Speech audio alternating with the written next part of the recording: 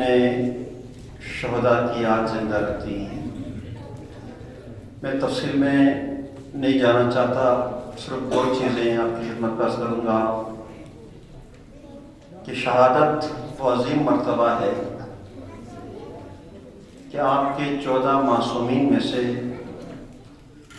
14 کے 14 کو یا 13 کو یقینی طور پر شہادت نصیب ہوئی، 13 کو شہادت نصیب ہوئی، 12 کو شہادت نصیب ہوئی۔ اور یہ شہادت کا درجہ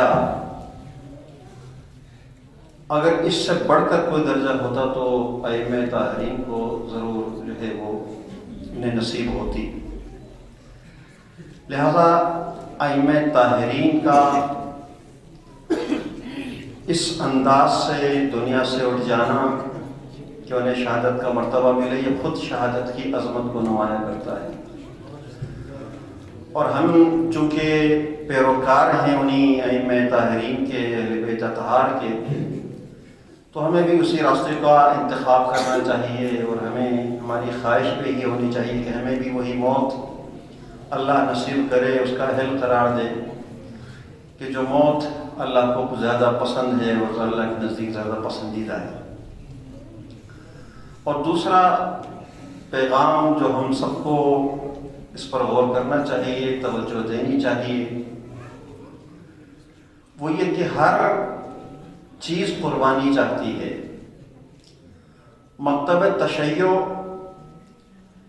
اس دنیا کے تمام مکاتب فکر میں اللہ سے قریب، زیادہ قدر و قیمت والی، اور اتنی قدر و قیمت اس مکتب کی ہے کہ اس کے بنیادوں میں ائمہ طاہرین کا لہو ہے، انبیاء کی عظیم زحمتیں ہیں۔ تو اس تشیع کی بنیادوں کے لیے آج دنیا میں دیکھیں جہاں کہیں بھی آپ کے ہم عقیدہ تشیع بستے ہیں، وہ اپنے انداز میں قربانیاں دے رہے ہیں۔ ایران ایک جنگ کی صورت میں اپنی قربانی دے رہا ہے، اپنی شہادتیں پیش کر رہا ہے۔ لبنان مقاومت کی صورت میں، عراق سازشوں میں گھر کے، اور اسی طریقے سے پاکستان کے اندر دیکھیں، پاکستان کے اندر 75 سالہ پاکستان کی تاریخ تشیع کی قربانیوں سے بھری پڑی ہے۔ جہاں بحیثیت قوم کے ہمیں اپنے شہیدوں کی یاد زندہ رکھنا ہے، وہیں پر ہم نے ریاست سے، اس مملکت سے یہ سوال بھی اٹھانا ہے کہ ہمیں کس جرم میں شہید کیا جاتا ہے، ہمارا قاتل آج تک گرفتار کیوں نہیں ہوتا، کیوں شکنجے میں نہیں آتا، کیوں قانون کی گرفت میں نہیں آتا۔ یہ سوال ریاست سے ہے کہ 75 سال میں ایک شیعہ کا قاتل گرفتار نہیں ہوا۔ اب یہ سوال اپنی جگہ، لیکن کیا اس سوال کرنے کے بعد اس مکتب شہادت سے ہمیں کوئی جدا بھی نہیں کر سکتا؟ جب تک ہم کلمہ لا الہ الا اللہ محمد رسول اللہ علیہ ولی اللہ اپنے زبان پر جاری کرتے ہیں، اس کا خراج دینا ہے۔ وہ خراج کیا ہے؟ پاکستان کے اندر ہمیں شناخت کر کے مارا جائے گا، ہمارا تعاقب کیا جائے گا۔ کہیں پر بھی جہاں کہیں ایسے لوگ موجود ہوں کہ جو ہمیں تشیع کی بنیاد پر پہچانیں اور اپنے دہشت گردی کا نشانہ بنائیں، یہ ہماری شناخت بھی ہے، ہمارے لیے فخر بھی ہے۔ اپنے طور پر ہم فخر سمجھتے ہیں، لیکن سوالیہ نشان ضرور رہ جاتا ہے ریاست سے، حکومت سے۔ کیا جرم تھا شہید ضیاء الدین رضوی کا؟ کیا جرم تھا 88 کے شہداء کا؟ کیا جرم تھا دلناٹی کے شہداء کا؟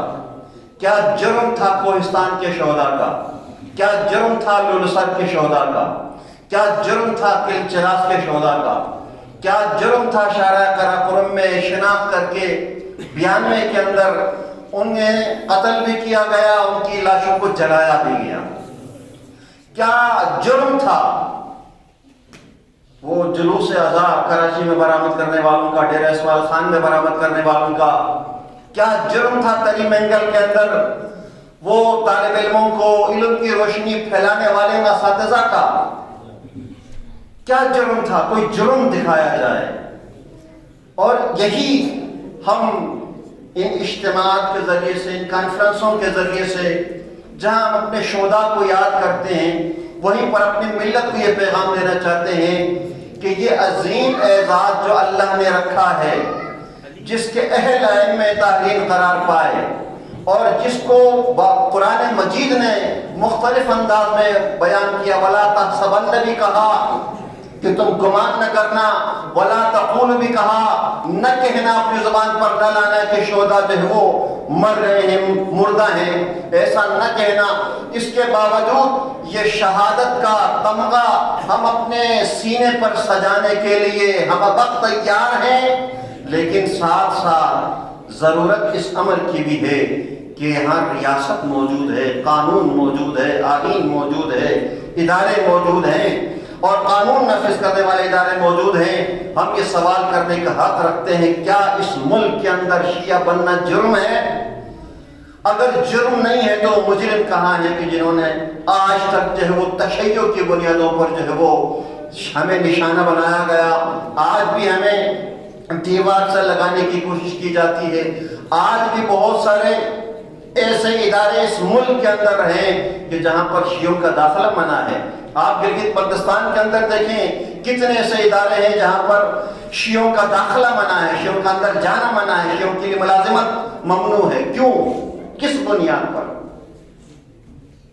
جبکہ اس تشیع نے اس مملکت خود آزاد پاکستان کی بنیاد رکھی، اس ملک کا بانی شیعہ، اس ملک کا تحفظ کرنے والے شیعہ، اس ملک کو مالی امداد دینے والے شیعہ، اس ملک کا تصور کرنے والے شیعہ، اور اسی شیعوں کی قربانی آج بھی اس مملکت کے اندر کوئی ایسا شیعہ نشاندہی کے طور پر، مثال کے طور پر پیش نہیں کیا جا سکتا جو وہ بیرونی ممالک کی ایجنٹی یہاں کر رہا ہو، اس کے لیے جاسوسی کا کام کر رہا ہو۔